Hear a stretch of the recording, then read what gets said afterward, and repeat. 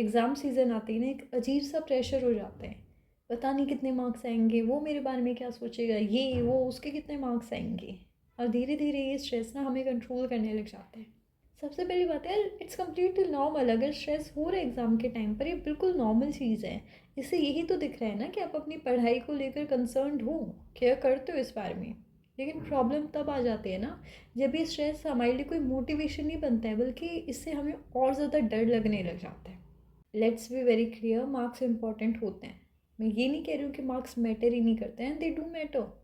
लेकिन इसका मतलब ये नहीं है कि जो मार्क्स आए हैं वही फाइनल डेस्टिनेशन हो जाए, ऐसा नहीं होता है।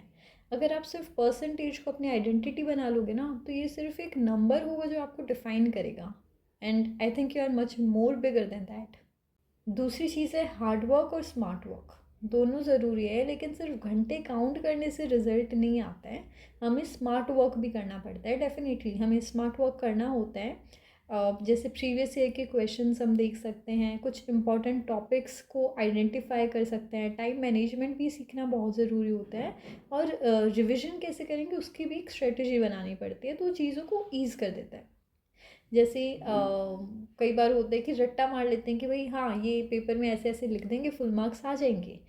रट्टा मार के आप लिख लोगे, आपके फुल मार्क्स आ जाएंगे। लेकिन आगे अगर आपको किसी को वो चीज़ समझानी होगी, आगे अपनी लाइफ में अप्लाई करनी होगी, तो हर बार तो वो रट्टे वाली चीज़ को तो आप नहीं याद करने बैठोगे ना, या दोबारा से रट्टा मार के बैठ जाओगे। जब तक आप कॉन्सेप्ट को समझोगे नहीं, अंडरस्टैंडिंग नहीं होगी ना, वहाँ पे आप स्टक कर दोगे।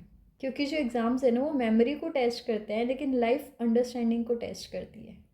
नेक्स्ट इज़ बुकिश नॉलेज और जो स्किल्स की मैं बात कर रही हूँ। देखो ये बहुत इंपॉर्टेंट है। आज के टाइम पर सिर्फ मार्क्स ही सब कुछ नहीं होते हैं, या यूँ कह सकते हैं सिर्फ मार्क्स काफ़ी नहीं होते हैं।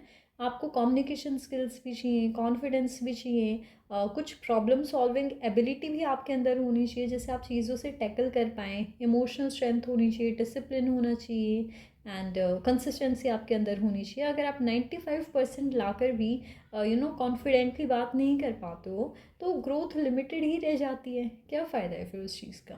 लेकिन अगर आप 75% लाकर भी स्किलफुल हो, कॉन्फिडेंट हो, डिसिप्लिन्ड हो, you can still build a powerful life.